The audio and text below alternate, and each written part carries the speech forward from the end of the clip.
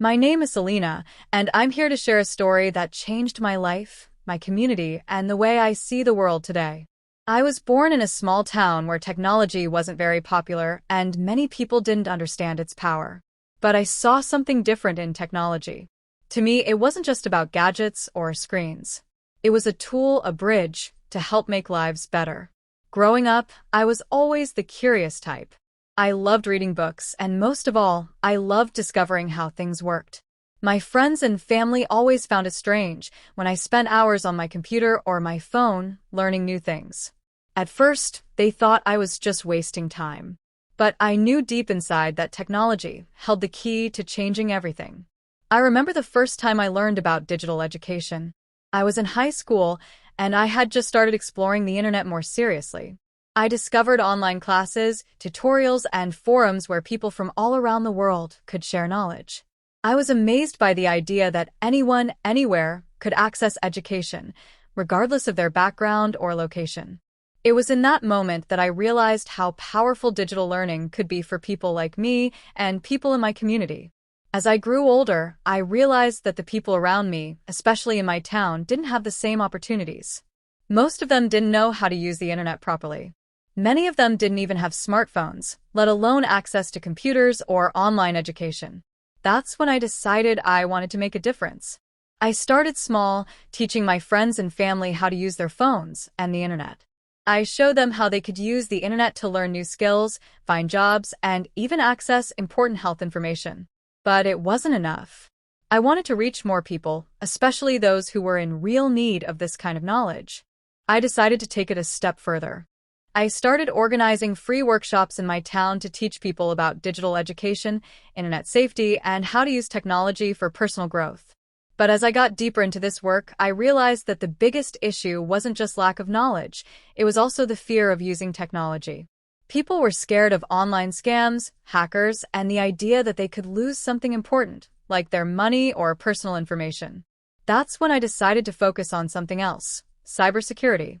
I realized that for people to truly embrace technology, they needed to feel safe. So, I started another campaign, this time focusing on raising awareness about cyber threats and teaching people how to protect themselves online. I spent hours creating simple, easy-to-understand videos, posters, and social media posts, explaining things like strong passwords, phishing scams, and how to spot fake websites.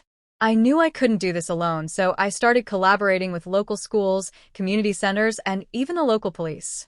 Slowly but surely, more and more people began to see the value of what I was teaching. They understood that technology wasn't just a tool for entertainment, it was a tool that could change their lives for the better. As the days went by, I began to see the impact of my work. People started coming to me with questions. They were curious about how they could use technology to improve their lives. Some wanted to learn how to start a small business online, while others wanted to know how to access online healthcare resources. It was amazing to witness the transformation in my community. The fear of technology began to fade, and people started to embrace it. But there was still one big challenge that I had to face: accessibility. Many people still couldn't afford smartphones or internet connections, which limited their ability to benefit from digital education and cybersecurity awareness. I realized that for this initiative to truly succeed, I needed to find a way to make technology more accessible to everyone. That's when I came up with an idea. I started a fundraising campaign to collect used smartphones, laptops, and internet routers. I reached out to people in nearby cities, explaining the importance of donating old devices that could still be useful. Slowly, I managed to collect enough resources to set up a small digital learning center in my town. The center became a place where people could come and learn how to use technology. We provided free internet access, along with online courses in various subjects, including digital literacy, language learning, and even coding. It was a dream come true. I watched as people who had never touched a computer before began to use it with confidence.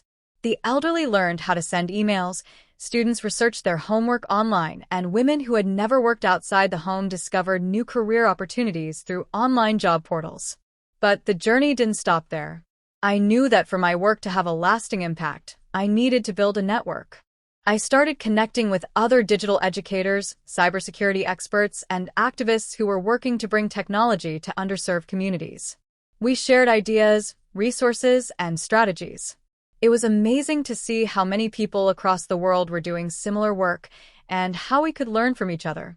One of the most rewarding moments came when I saw some of the students from my digital learning center go on to pursue careers in technology. Some of them became web developers, others started their own online businesses, and a few even began to teach others about digital literacy.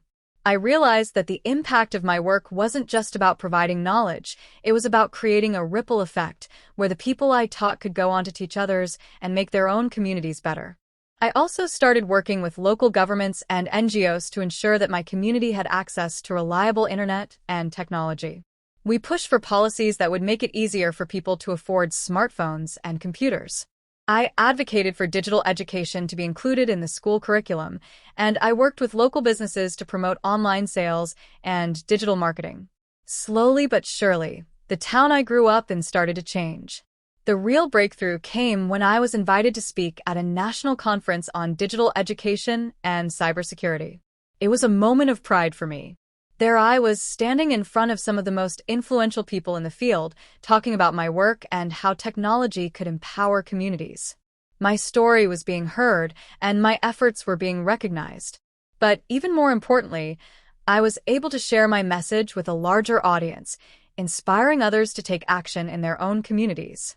As I look back at everything I've done, I realized that my journey wasn't just about teaching others how to use technology, it was about changing the way people think about technology. It was about showing them that technology isn't something to be feared. It's something that can empower us, help us grow, and bring us closer together. And that brings me to the most important lesson I've learned. Technology is not just about the tools we use. It's about the way we use those tools to create positive change. We all have the power to make a difference, no matter how small we start. Whether it's teaching someone how to use a computer, raising awareness about cybersecurity, or providing access to digital education, every effort counts. The world is changing, and technology is at the heart of that change. But the true power of technology lies in the hands of the people who use it. If we can all embrace it with an open mind and a positive attitude, there's no limit to what we can achieve. As for me, I'm just getting started. I'll continue my work, reaching out to more people, expanding my digital learning centers, and advocating for the positive use of technology. And I hope that my story will inspire others to do the same, because when we work together, we can create a world where technology brings us all closer and helps us build a better future for everyone.